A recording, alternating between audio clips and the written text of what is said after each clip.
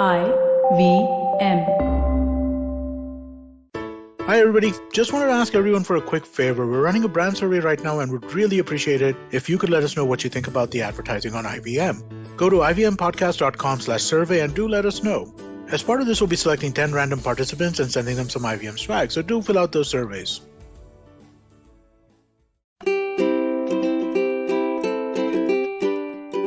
Hello and welcome to the Habit Coach podcast. I am Ashdin Doctor, your habit coach, and today we're going to be talking about happiness habits with Sriram. This is the second episode, and if you haven't heard the first part, please go make sure you listen to that because we're going to be starting from steps in the middle. He's got 7 steps that he talks about on creating happiness habits. So make sure you listen to the others as well before jumping into this episode, or you can listen to this episode and listen to them later on, whichever suits you. Ultimately, it's all about the happiness that we create for ourselves. So let's jump into it. Point 4. Point 4 is around emotional mastery. Wow. And this is it's got a lot of dimensions, both at home and at work as a thing. And the main fact of it is that if we don't balance our emotions, our response to life and life situations is poor. And once you respond poorly, that triggers off a cycle, which then, kind of keeps going into an unhappy spiral as a thing. So that's why, your emotional stability is that critical. And often we see that in office as well, where, the tone was slightly different. Okay, so now I'm upset as a thing. But, you need to be upset or not? Is it because the manager was in a bad mood and he had nothing to do with you? It was just that he was in a bad mood and he said something. But what happens is that we give it a different meaning. We look at it from the lens of, okay, maybe he's saying I'm not good enough to do this job. Okay, so that is what I know this tone. So this is what it is. And then you go into a hijack and then you take it into a different place altogether. You get demotivated. It shows up, your attitude sucks. And then, then the manager is saying, hey, what's happening? You're not performing well enough. Okay, so our ability to manage our emotions is extremely critical. That's just from the dimension of corporates. Same thing happens, at home also, which is that there is a trigger. Okay, a trigger is when something happens. Okay, my wife says something to me which I don't like. Okay, so that is a trigger. Now, how we treat that trigger is based on it comes and hits you, and then you have a frame of reference. The frame of reference is based on your own past experiences and your current situation, saying, okay, and both are important because past experiences, this means this. Okay, so you've equated it to something. Your current situation could be that, I'm in the middle of something and I'm getting interrupted, and hence my stress level is more. So both of them kind of are then mixed with the trigger, and then you have both an emotion and a physical response to it. And then the response can be negative, positive, or neutral. Now, the whole point is that when this trigger hits you, your ability to manage it in a better way is the most critical part of being emotionally stable and resilient. Okay? And there are certain, and how do you do it? That's the obvious question. Okay, all right, fine, I'm with you. How do I do it? So, 2 things we need to understand for that. One is we need to also get to know our own, what triggers us is an awareness that we need to have. Because what used to happen, for example, in offices, that there would, for example, in a situation where my subordinate comes and tells me that, hey, your boss has decided this. Okay, and I am immediately upset. Okay, saying that, but I should have been consulted about this. Why was I not consulted? And then I realized that the reason I'm reacting is because I am equating it to being treated as not being important enough. Correct.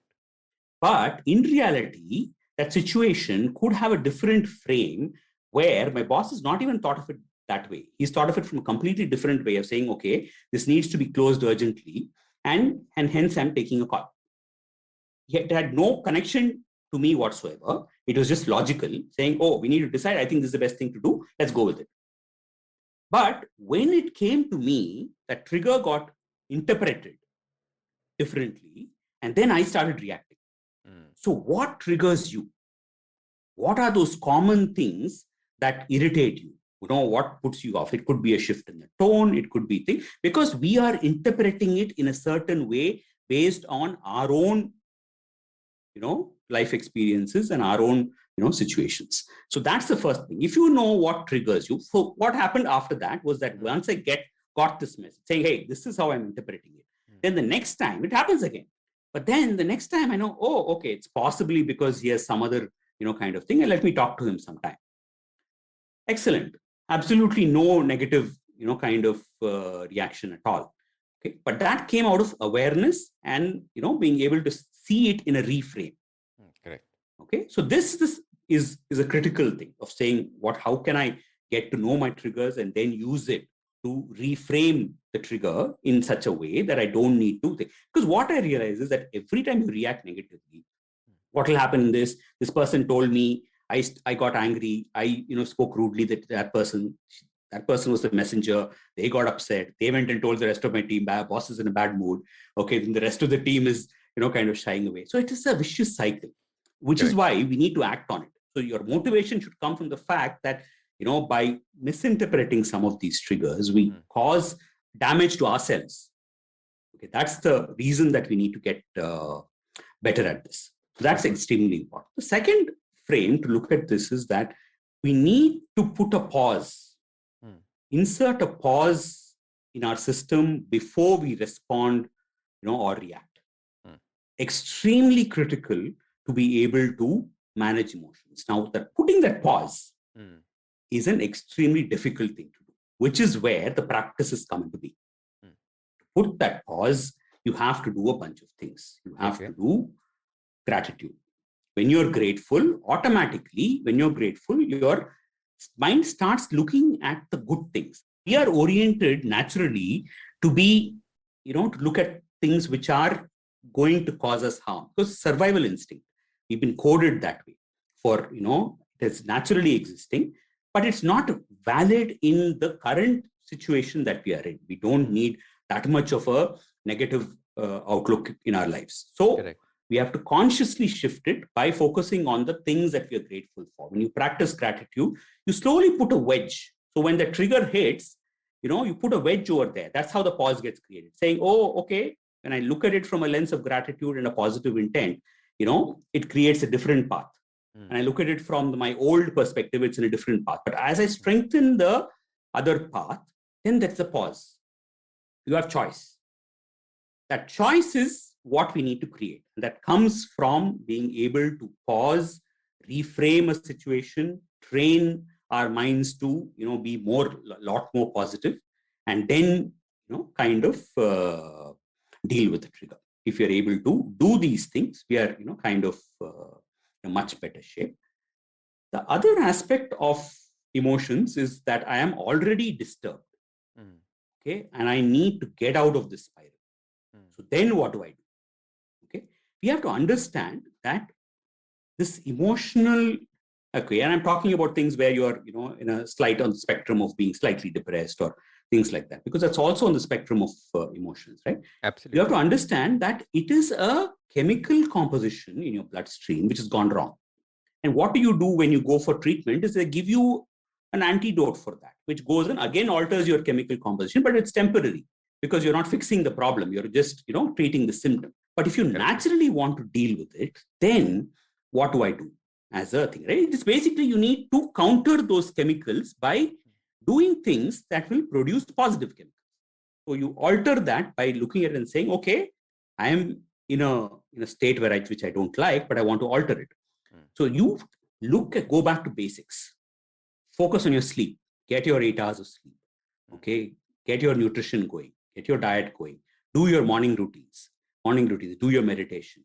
Go into nature. Nature is a huge, healer for many of us, where you just connect, walk barefoot, get some sunlight on you, connect with the trees, feel the breeze on you, take a saltwater bath if required. So, okay, go for a massage. Okay, things which will think, and then connect with people. Okay, so there are these 4, chemicals that are normally there, which is like, there's dopamine, serotonin, oxytocin, endorphins. Okay, each of them get released by when we do a certain set of activities, like do exercise. Exercise, kind of releases your endorphins, especially in the morning if you're doing it. Okay, your oxytocin is your love thing, connection with people. Give a hug to somebody, give a kiss to somebody. They, you feel good, they feel good as a thing. Then you have your serotonin, which comes from meditating as a thing, and then you have dopamine, which is like your reward things. You feel good like when you complete something. Okay, so all these chemicals are already there. You need to manage it. And when you are in a funk, only thing is that at that point of time, you don't have the brain power to change, which is where, if now I'm telling you this, now it goes and sits in your head saying, hey, you can change it. The way to change it is to hack these chemicals which are already there. The way to hack them is to do activities. And these are the activities that you need to do. Correct your sleep, do your hydration, do your meditation, do your exercise. Okay. Do your, kind of connections with people, get a few things done, get into nature. And these slowly, and these are small activities. These are not big things. They're not, earth-shattering things that we're asking you to do. Do a little bit of release. You can do some journaling. Okay, that will release the tension that is there. So you do all these things, then automatically you are starting the antidote process within you. And if you build on that, you're able to counter that thing. And the way also, sometimes you need to just pay attention to what tips me. Most times, something comes and then tips you. Correct. You have to catch it. That comes from a certain awareness. You catch it and then say, oh, okay. And then even music, for example, can be a big mood lifter, right? If you know music works for you and what kind of music works for you, catch this trigger. Oh, okay, I'm getting triggered. I'm saying, go play some music. Go get into nature. Go for a walk. Have a shower. Go for a massage. Do these things so that you're constantly iterating on how to manage this, through activities that you can do daily. So when you do that, then you're figuring out the way out of this. Okay. It's so important because understanding your emotions is such an important aspect of getting your happiness in place. Like you're saying, if you don't know what your triggers are for the kind of emotions that you're feeling, you're sunk there because you're just going to be at the mercy of everyone else. Right? If you don't have the pause between what happens, then you don't know how to react. And that's going to be the second part. And the third part, which is what you're talking about, which is, about understanding if you're already in a place of sadness, if you're already in a place of negativity, emotionally, how do you first lift yourself up so that you can understand the other emotions? There's only one thing I want to add there, that the solution to this is two ways. It's both through your mind and through your body. So you can hack it both ways. Interesting. So some of it is just to the body. Exercise, to the point of sweating, releases endorphins and elevates your mood. That's through your body. Because the moment you are there, your body is already, in that funk. It's in that mood. So if you change your status of the body, change your, that can elevate your mood. Or you can do it to the mind, where you do journaling and say, okay, I want to release this sadness. I want to be able to get rid of it. You write, and get that, kind of thing out of your system. Or if you're angry, you can go and punch a pillow. You can go shout your, lungs out. And those are all, kind of driven through the mental framework. So you can, attack it from both sides. It's not just a thing. So each of these, which works for you, you discover, and some of these will work, and invest more in that. Then you are able to, and when you catch that trigger, act on it, catch the trigger, act on it, then, it becomes easier. It's no longer going to trigger you in the same intensity. What's happening today is it hits you with a certain intensity. You don't have awareness. You just let it hijack you. Then you're down the drain. Then you go so down that it's difficult to pick yourself up. Then you depend on something else to pick yourself up. So that's where we need to release some of it so that we are in a position to be able to deal with it ourselves in a more positive way. Beautiful. So strong, somatopsychic or psychosomatic. One of the it depends on the way that your body functions. So some of us feel very strongly and have emotions that we sense in our body more than others. So we have to understand what works for us in that sense and then take it from there. Yep. Lovely. So understanding your emotions, mastering your emotions is point number 4. We're going to take a quick break. See you on the other side. Hello, everybody. It's been another great week on the IVM Podcast Network. An app for extramarital relationships sounds interesting? Well, it exists, and it's booming. On GBCD, Farad and Sunetru talked to Sybil Shidel from Gleeden, a dating service primarily marketed to women. On Simplified, the gang discussed the phenomena of sports washing illustrated by the recent Saudi takeover of the Newcastle United Football Club. On the Life Manifesto, Serena explains various lessons from Charlie Plum's life and how we can apply them to our own lives. On Say No to Drama, Chetna is here to slice the drama around workaholics and help understand the consequences of our choices. And learn how to simplify your personal finances on Paisa Vaisa as Anupam speaks to co-founders of 5Money, Sujit Narayan and Sumit Golani. Do follow us on social media. We're IVM Podcast on Twitter, Facebook, Instagram, and LinkedIn. And remember, if you're enjoying this show or any of our other shows for that matter, please do tell a friend. And finally, we'd like to thank our sponsors on the network this week: Cred, Bank of Baroda, Quarter, CoinSwitch, Kuber, Slate Coffee, Intel, Kotak Mahindra Bank, and Oxfam India. Thank you so much for making this possible. Welcome back. Let's jump into the conversation.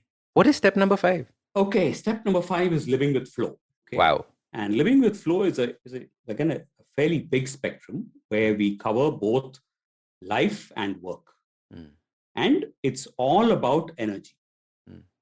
Okay, and energy is very underrated. We need to get rid of time management because time management is just complete bakwas. I mean, it doesn't work. It's like I can kind of say all that, but if I'm not in the right state of mind, how much ever time I have, it doesn't matter. Okay, but it's all about what is your, how well have you learned to manage your energies. Lovely. Okay? It's not time management, it's energy management. Yes. Okay, and we need to get it. We need to get it at a very, very visceral level because that's what we miss. And and all statistics studies say that about 47% of our time is spent in our thoughts in a day. Okay, which means that you can imagine the loss of productivity that is there, right? That, and even our connect with our experiences in life is so poor because of that as a thing. If you want to change it, then we need to be more in flow. We need to manage our energies. So how do we do it? Your day begins the previous night. It starts with sleep. Extremely underrated, extremely critical aspect of our lives, most often abused. If we look at the entire population in the world in terms of the animal population, okay, at sunset, and depending on what species they are, 50% of the time, they're sleeping, whichever way you look at it. Some of them, could be oriented differently, but 50% of the time they're sleeping, which means that it is such an important process for the body and mind. But we are the only species which sleeps for 1/3, and in that 1/3 we complain and we abuse it and we kind of do all kinds of things because we've not understood it. We've not understood the criticality of it. Sleep, basically you can shorten your lifespan by abusing sleep. Correct. Which is what we're doing with technology and with Netflix and our kind of thing saying, oh, I'm young, I can do whatever. No, you can't. Simple answer, you can't. It's the most important, kind of habit that people need to put in place. And this, I've looked at the thing and very closely correlates with high performance. Nice. People who get 8 hours or more of sleep, okay, and high performance is very closely correlated, which is that if you're not getting 7.5 to 8 hours of sleep, you are most likely not to be a high performer. Crazy. Or by chance, if you are heading for, kind of burnout. Correct. So that's, and that's based on, the study of lifestyles that we've done at our own office for our employees, where we tracked high performance and looked at their lifestyles. And we found that this is very, very closely correlated. People need to pay a lot more attention to what it is because sleep has different stages. Each of those stages are extremely critical. And we have no idea what happens in sleep. We just think, oh, we dreamt and we got up and things like that. No. It's far more sophisticated and complicated than we can imagine. Correct. And each of those are extremely critical. If you sleep late, something goes wrong. If you wake up earlier, from your normal time, something else goes wrong. And each of them have a profound effect on our well-being and our energies. It's like we don't know what we don't know about sleep. Correct. It's like we're so... And we're blissfully unaware and we don't want to know also because, then I have to change my lifestyle and I'm happy, doing what I'm doing. Yeah. Is the thing. And this is not to say, okay, you can't go party, you can't do your night out. All of that is okay. But what we're talking of is what you do every day. Some of the things that we really need to do is get our 8 hours of sleep, have consistent sleep times. Okay. Do your digital detox, do shut off stuff before a certain point. And all of these are, they have very good scientific reasons. For example, all your technology emits a spectrum of, blue light. Now, this blue light mimics the sunlight. So when your body is hit by a blue light, then it interprets it, it looks like sunlight is already there, still there. So then it goes and interferes with the melatonin production, which is required to put you to sleep. So when that gets interfered, then you're interrupting the natural cycles of the body, which is why we need to stop the blue light, kind of interaction, which is at least half an hour before you sleep. We eat about 2-3 hours before you sleep. Have consistent sleep times. Have 7 to 8 hours. Eat about 3 hours before you sleep. Reduce your blue light exposures and reduce the stimulation also, because the last half an hour, what you do gets carried forward into your sleep cycle. So, you would want to not take, things which don't get, encoded into your Don't system. watch a zombie movie, for example. Yeah. Because it has an impact. That's the point. It's not because, it is the night you should be frightened, which is not the right thing. Because anything that you do that last half an hour has the ability to get processed more deeply within you. Correct. And Absolutely. hence you avoid. So first is sleep. Extremely critical, most abused. If there's one habit that I would say that is, that's a takeaway, invest in your sleep.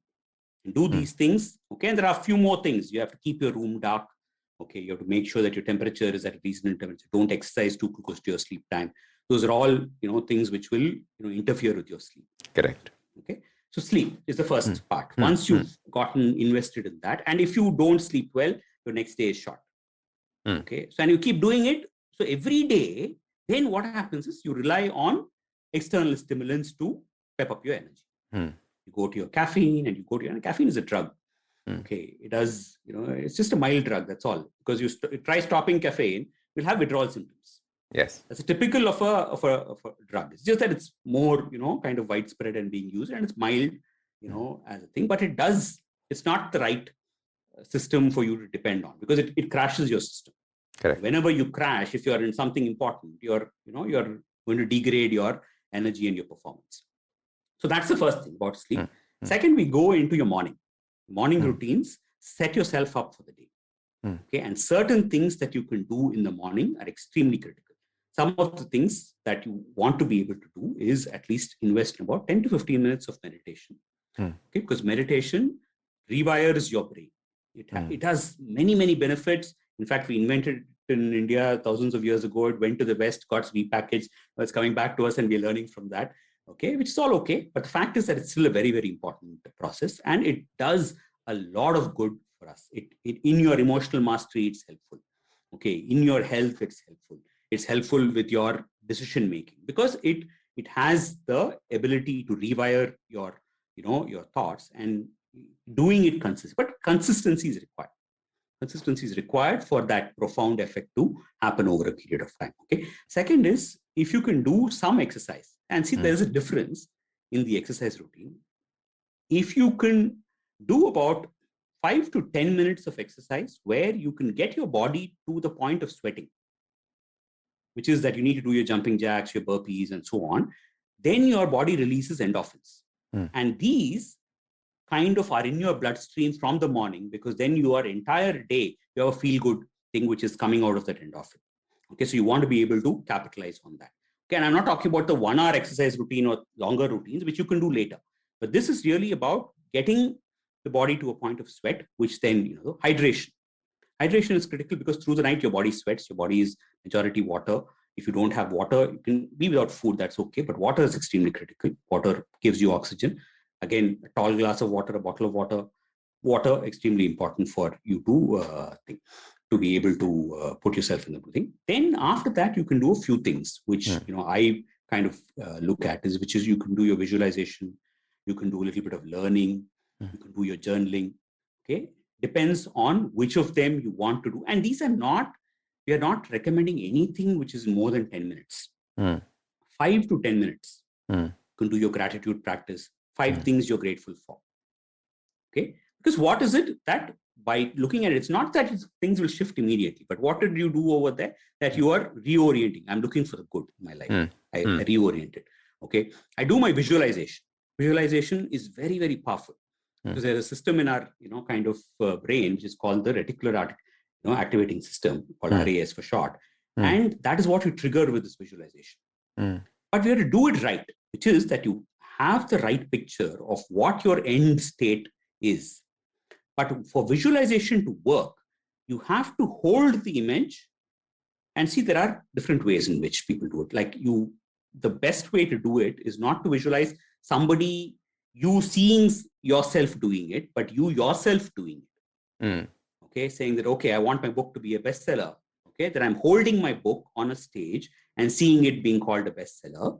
Okay, and I feel, I hear what is happening in that room. I feel it, I feel the gratefulness within me. So bringing about that feeling is what, activates that system. And this is again, okay, but why should it work? This is all okay, there's no evidence that it works, but it works because of the RAS. What the RAS does is that it filters out the things which are unimportant and brings an attention to things which are more important. For example, you decide to buy a car, like you want a fancy car, okay, a red color Range Rover that you want to buy, right?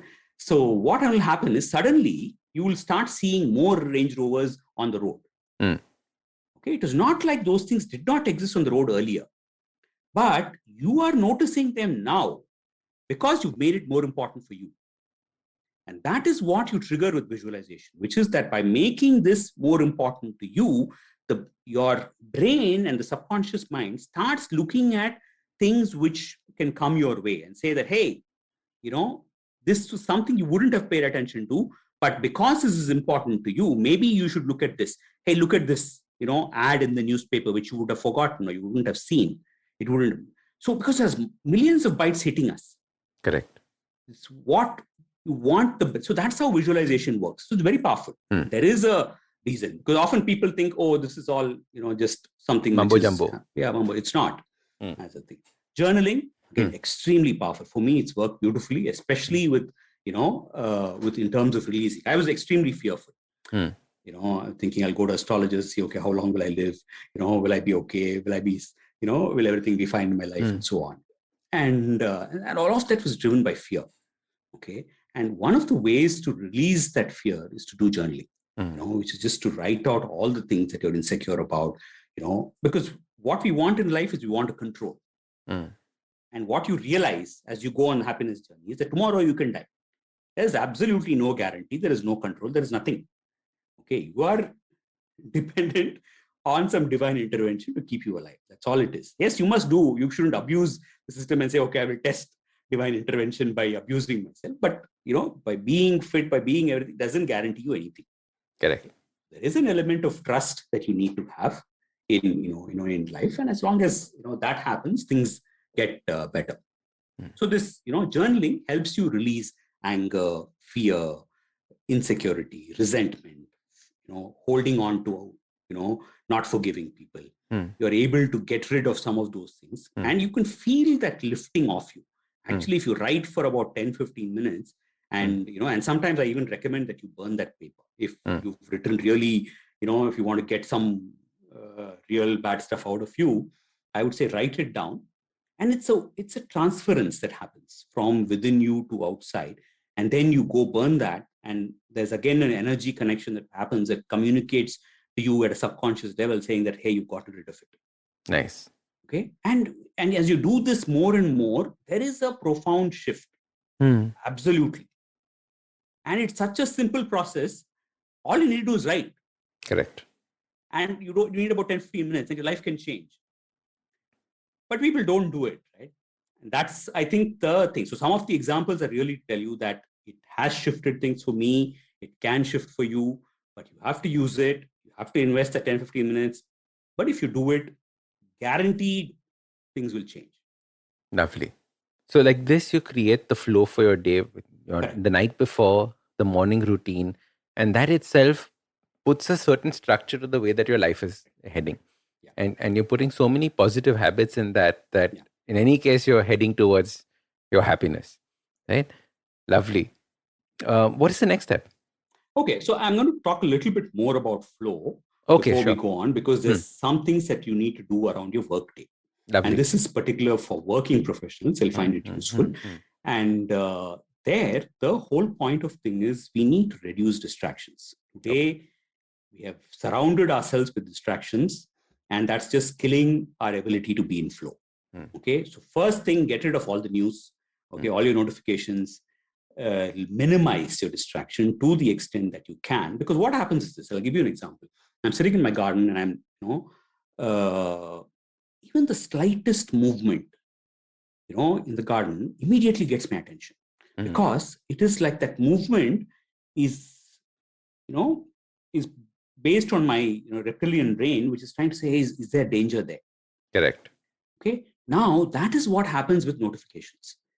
When the slightest change, especially if your phone is near you, gets your attention. Once it gets your attention, then there is an open loop. It says, okay, maybe it's some important message. Maybe I have to act on it. Maybe it can't wait, and so on. So then you are forced to look at it. And when you keep indulging in it, okay, then you're transferring your attention to it, and you're prone to making it. And the brain is happy with doing this, extremely happy, because the moment you're distracted, you're not using enough of its processing power. The brain is trying to protect you. It doesn't care about you being successful or performing well and all that. It's saying, oh, you be alive, just be like this. There's no need for you to do any fancy stuff. So then what happens is that it's kind of saying, oh, and because when you're using the brain, you're burning up fuel. Correct. And so when you get distracted, it's happy saying, go. Yes, be distracted. Okay, the more distracted you are, the better for me. But it's not, as evolved beings, as conscious beings, that's not the right way for us to live. And we need to use, ourselves better. That's what's happening today in a world where there's so much distraction. There's news, notifications, phone. So we need to minimize our distractions. That's the first strategy. That close your tabs, single tasking, focus on one thing as a thing. Second is to really map our energy and activity, which we often don't do, which is why I was talking about the time management, saying that your energy flows in cycles. We think we are supermen or superwomen and say, oh, every minute and every hour I'm going to be at the high. You're not. Okay, because for a fact about half an hour after your lunch, your system is drowsy. It's designed that way. It's designed to be drowsy because your blood flow is going to your stomach and digesting your food, doesn't have the enough supply going to your head. So then the head wants to relax. It's a natural cycle. But in that point of time, if you're trying to do the most difficult high process activity, it won't work. Simple as that. Correct. So we need to design some of our activities to match our high energy point. And this is different for different people. Most times, your first few hours of your mornings certainly have a peak, especially if you do your morning routines. That's a good time for a thing. But these happens in cycles. You need to know when your peaks are and identify activities that can fit into that, and not use it for other frivolous stuff, like you're sending emails, being in meetings, responding to stuff. Those can happen in your low energy cycles because it's fine. You can still do it in auto format. It doesn't matter so much. But you can't come up with a solution for something where you look at multiple variables and propose something. That cannot happen at that 2:30 in the afternoon when you're full. Lovely. Okay? So that's the way you need to do it. You have to match your energy to your thing, look at your distractions, take breaks. It's very important to take breaks. Science of breaks is extremely critical. Every 20 minutes, 25 minutes, you need to take a micro break. Stretch yourself, 30 seconds, move your body, bring back your attention, so that, because otherwise, if you don't give it a break, your attention already will degrade. That is when it will go into distraction. If you break it, you are able to come back and then concentrate. Every 90, 100 minutes, you give yourself a longer break as a thing. So do some of these activities, then you're able to prolong your state of flow. Give yourself breaks, remove the notifications, okay, do your sleep, your morning routine, set yourself up well, remove your, stimulators, your caffeine, etc. from your stuff. Then you are in a much better place. And if you matched your energy to the right, kind of cycles, then your performance kind of then you're able to achieve a lot more in that time, which is why time doesn't matter. We know from, studies that somebody can do something in half an hour, and the same thing can be done by somebody in 1.5 hours. And the one person doing it in 1.5 hours thinks that he's doing a perfectly good job. Correct. Absolutely. Okay, and that's the difference. That's a big difference for each of us to just know how much is available for us to kind of take advantage of. This is so important. Mapping your energy patterns, both in the corporate world and not, because also even if you're a homemaker, for example, your energy flows dramatically change through the day. Correct. And understanding when you're going to be irritable with someone because your energy was low at that time Exactly. is a very, very important thing as well. So both in the corporate world as well as home, this makes so much of a difference. Don't think time management, think about energy, think about the flow. Lovely. Sriram, I think we're going to leave the last two as a suspense for your book. I think that's going to make a better way, because we're running out of time, but I want to ask you something very, very important, which is about around happiness, right? And I think we can end on this question, which is, how do we make happiness a continuous process? You know, like you said, it's not going to always be there, but when it dips, what are the things that we can do to immediately realize that it's not there and snap ourselves back? Okay, so I'm going to tell this from my experience of how I've done this. And what I've done is I've divided my day into 12 challenges. Okay. And I've incorporated small habits into each challenge. Lovely. And some of those challenges are things that I've already spoken about, which is I will have a sleep challenge. Okay. Then I will have a morning routine. Then I'll have my starting of my work day and through my work day. Okay. At the end of the day. Okay. And then there'll be something around nutrition. There's something around better me. Okay. Things like that. So I think the way we need to do this, if you do this, where you look at every day as segments in which there are small things that can help you improve and stick to it to the extent possible, you are guaranteed to be in a better frame of mind. You're guaranteed to be much happier than what you were before. That's my recipe. And when you fall off, go back, and the reason you fall off is you didn't do those 12 challenges properly, or something which is there. See, for you it could be 10. I'm not particular about the number, but really it's about every day. Every day you have a chance to be new. Every day is a new opportunity. Forget the past. Today is your day. Today you can do these segments and make these segments powerful by putting these small habits into place. When these add up, you're guaranteed to live a happy life. Awesome. So focus on the aspects of your life that you can control. Like you said, make them challenges, make them things that you can do every single day. And if you fall off, no worries. All you have to do is learn to get back on. Right. Absolutely love it. Sriram, how can people get in touch with you? How can people buy your book, follow you? What are the ways in which people can stay in touch with you? So my book is The Happiness Habits. I'm launching it on November 24th. And we have a website called happinesshabits.in, which has all the information that's required about the book. I have some free resources, and we are bundling in a whole bunch of resources for people who are going to buy the book.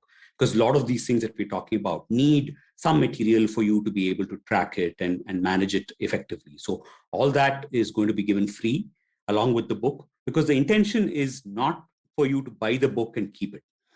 Even if you're going to do, 2 things from the book, okay, that's good enough. But it is about taking action.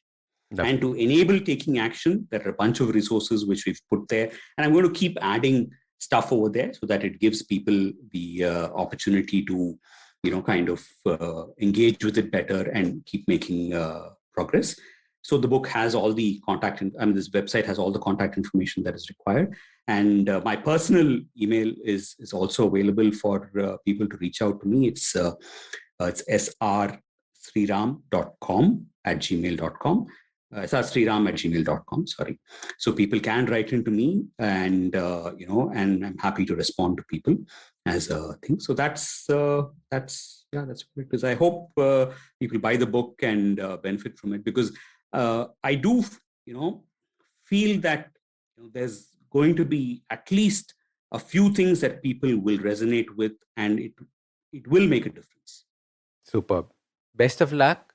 Make sure that you do buy Sriram's book. Check it out. Happiness Habits, releasing 24th November. Superb. Sriram, thank you so much for coming on the Habit Coach podcast. It was absolutely brilliant having you here. Thank you, Ashdin. Appreciate it. Thank you so much. Thank you. If you like this podcast, don't forget to check out other interesting podcasts on the IVM network. You can listen to us on the IVM Podcast app or ivmpodcast.com. You can also follow us on social media. We are at IVM Podcasts on Twitter and Instagram. If you want to reach out to me, I am Ashdin Doc on Twitter and Instagram. You can find lots more information on my website, awesome180.com, or check out different content on my YouTube channel called AWESOME 180. That's Awesome 180.